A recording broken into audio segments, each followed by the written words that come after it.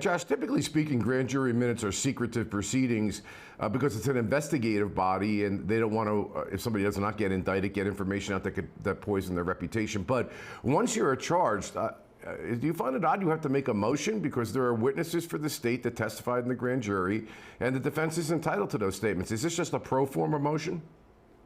I think so. I think what we're finding is all the kind of, little picadillos that you have in practicing in different parts of the country. Generally, like you said, we understand the rough outline of how all of this is going to take place. But along the way, there's these little nuances that I wasn't aware of. I mean, I had never heard of standing in silence before as far as entering a plea. And so, yeah, now they're going to have to make a motion to actually get those transcripts rather than them being turned over, which in California would be turned over at the time of the unsealing of the indictment. So, yeah, little differences here and there, but I don't think it will affect the overall case. What's funny about this case, too, is, we're all trying to estimate how long it's going to take.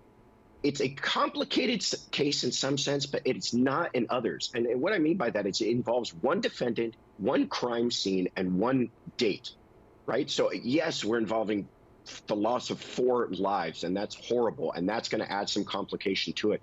But you're not going to have multiple defendants with different attorneys all making cross-examinations. You're not talking about several different crime scenes that you have to explain to the jurors. And it takes place over one evening. So to some extent, it is going to have its complications when it comes to the granular presentation, of evidence, the GPS location and everything else. But otherwise, it's fairly straightforward. We're just talking about 4 murders. And when I say straightforward, I don't mean inconsequential, but 4 murders taking place on one evening by one alleged person.